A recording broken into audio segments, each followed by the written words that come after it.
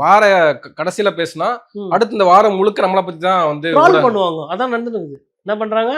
Troll பண்றாங்க, memes பண்றாங்க. இதுக்கு முன்னாடி ஐயோ இன்னும் ஆரம்பிக்கவே இல்லை, இவங்க திமுக காரர்களையோ திமுக பேச்சாளர்களோ குறைத்து மதிப்பிடுறாங்க. பார்த்தது கிடையாது. இப்ப நான் பேசுறதுதான் பேச்சே இல்லை. இதுக்கப்புறம் எங்க அண்ணன் சிவாஜி கிருஷ்ணமூர்த்தி பேசுவாரு. அப்புறம் அதோட நிக்காது. 2 லட்சம் பேர் 3 லட்சம் பேர் கூப்பிடுறாங்கல்ல, இவர் என்ன பண்ணுவார்னா திருமண கூட்டம்னு போட்டு 2000 பேரா போய் பேசின்னு வருவாரு. இந்த மாதிரிலாம் இருக்கிறாங்க. அவங்களும் அப்படிதான். தலைமை சொன்னாலும் கேட்க மாட்டாங்க. உங்களுக்கு ஒண்டிதான் தொண்டர் சொன்னா கேட்க மாட்டேறல. எங்க ஐயா பேசிட்டாரு, முதலமைச்சரை பார்த்து கேட்ட, டேய் நீ யாரு அப்படின்ற மாதிரி ஆரம்பிப்பார் அண்ணன்.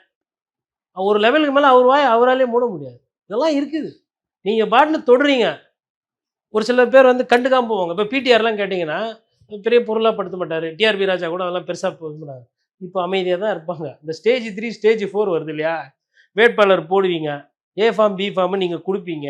பனையூர்லேருந்து ஏ ஃபார்ம் வாங்கினவர் என்ன பண்ணுவார், நேராக போயிட்டு அறிவாலயத்தில் இந்த வேர்க்கடலை விற்கிறாங்க இல்லைங்களா, அவங்கக்கிட்ட அதை கொடுத்துட்டு தன்னை வந்து திமுகவில் இணைச்சிக்குவார். சரி அறிவாலயம் டிராஃபிக்காக இருக்குது, போக முடியல, ஆல்ரெடி பஸ்ஸு ஃபுல்லாகுதுன்னா லாய்ட்ஸ் ரோட்டில் இடம் இருக்குதான்னு பார்ப்பார்.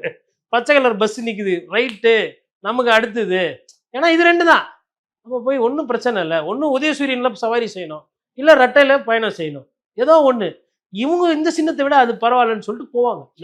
நீங்க வந்து திமுக எதிர்ப்பது உண்மையா இருந்தா இங்க கூட இணைஞ்சிருங்கன்னு இப்ப ராஜேந்திர பாலாஜி கூப்பிடுறாரு. ஆமா, இல்லைன்னா அழிஞ்சு போயிடும்.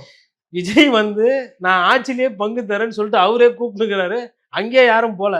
ராஜேந்திர பாலாஜியோட கோரிக்கைகள்லாம் எந்த அளவுக்கு ஏற்றுவாங்கன்னு தெரியல. அது விஜய் வந்து அந்த மைண்ட் செட்டில் இருக்கிற மாதிரி தெரியல.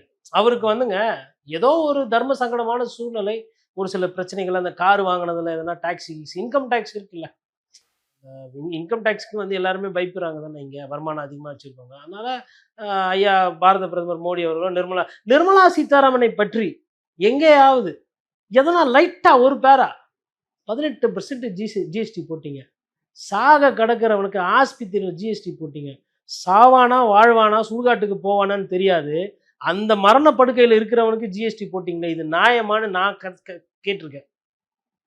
விஜய் அவர்கள் இதை கேட்கணும்ல.